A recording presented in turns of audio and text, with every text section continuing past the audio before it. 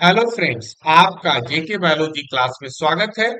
और आज के हम इस वीडियो में सीखेंगे कि कैसे हम लोग blue and white coli screening की मदद से हम लोग रिकम्बिनेंट और नॉन रिकम्बिनेंट कोलनी को हम लोग सेलेक्ट करते हैं, या रिकम्बिनेंट या नॉन रिकम्बिनेंट अपना प्लास्मिड को हम लोग सेलेक्ट करते हैं। उसके बारे में हम लोग सीखेंगे। तो blue and white cloning screening बहुत एक सिंपल मेथड है कि जब भी अगर आप क्लोनिंग करते हैं तो आपकी इच्छा होती है कि आपका वेक्टर में आपका डिजायर जीन गया है कि नहीं। जैसे मान लीजिए अगर एक डिजायर जीन है तो ये गया है कि नहीं, और इसको हम लोग इस तरह की चीज को क्या बोलेंगे, रिकम्बिनेंट। अगर आपका डिजायर जीन गया है तो हम बोलेंगे कि रिकम्बिनेंट, और आपकी इच्छा रहेगी कि आप इसी तरह के प्लास्मिड वाले कोलोनी को हम लोग सेलेक्ट करें। और दूसरी बात कि आप नहीं चाहते हैं कि आपका जो डायरेक्ट नॉन रिकम्बिनेंट का मतलब क्या हुआ कि आपका इसमें डिजायर जीन नहीं है, तो ये आपका किसी काम का नहीं है। सही है, तो हमने रिकम्बिनेंट नॉन रिकम्बिनेंट का मतलब समझा।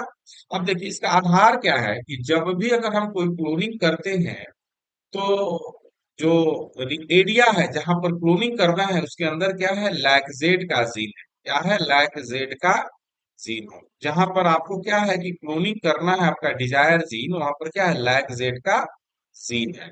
तो जब आप अपना डिजायर जीन को यहाँ पर क्लोनिंग करते हैं, एक जीन को, डिजायर जीन को आपने क्लोनिंग किया किसके बीच, लैग जेड के जीन के बीच, तो यहाँ पर क्या होगा, लैग जेड इनएक्टिव हो गया। लैग जेड क्या हो गया, इनएक्टिव हो गया, मतलब अब लैग जेड काम नहीं करेगा। तो मान लीजिए कि अगर आपका डिजायर जीन इस एरिया में आ गया तो लैग जेड के इंसर्शनल इनएक्टिवेशन के वजह से लैग जेड काम नहीं करेगा।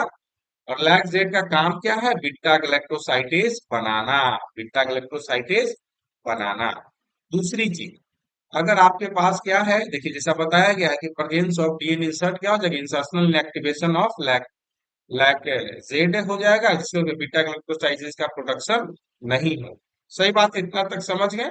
और जबकि क्या होगा, अगर नॉन रिकम्बिनेंट कोलोनी है, वहां पर क्या, लैक जेड बिल्कुल सही सलामत है। लैक जेड क्या है? बिल्कुल सही सलामत, क्योंकि यहाँ पर कोई जीन आया ही नहीं, तो इंसर्शनल इनएक्टिवेशन होगा ही नहीं। और नहीं होगा तो क्या होगा, आपका जो कोलोनी है तो लैक्जेट काम करेगा, मतलब बीटा ग्लूकोसाइटेज बनेगा। अब आगे की कहानी को थोड़ा समझते हैं। ये दोनों परिस्थिति में आपने क्या किया, जब स्क्रीनिंग करना है तो इस पे आप सबस्ट्रेट डाल के रखते हैं। क्या सबस्ट्रेट डाल के रखते हैं, एक्स गैस। तो जैसे ही बीटा ग्लूकोसाइटेज अगर काम करता है, काम करेगा किस परिस्थिति में, नॉन रिकम्बिनेंट कोली में। क्यों? क्योंकि यहाँ पर कोई इंसर्शनल एक्टिवेशन नहीं हुआ, और उस परिस्थिति में बीटा ग्लूकोसाइटेज बनेगा।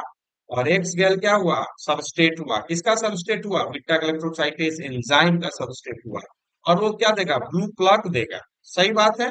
चलिए अब आगे देखते हैं कि अब जो normal recombinant DNA insertional activation हो गया है, बीटा ग्लूकोसाइटेज नहीं बनेगा। और नहीं बनेगा तो क्या होगा, क्लियर प्लग मिलेगा। क्लियर प्लग क्यों मिलेगा, व्हाइट प्लग मिलेगा। क्यों मिलेगा, इसलिए मिलेगा क्योंकि यहाँ पर एंजाइम नहीं बनेगा। और एंजाइम नहीं बनेगा तो एक्स गैल सबस्ट्रेट पर काम नहीं करेगा, और कोई आपका कलर प्रोडक्ट देखने को नहीं मिलेगा। देखो मैसेज क्या है कि रिकम्बिनेंट कोलनी, जहां पर आपका डिजायर जीन क्या है, आ गया है, आपका कैसा कोलनी रहेगा, व्हाइट कोलनी रहेगा, क्लियर प्लग। और blue plug non recombinant DNA के केस में रहेगा। इस वीडियो में इतना ही कुछ है, फिर हम अपने नए वीडियो में मिलते हैं। Thank you.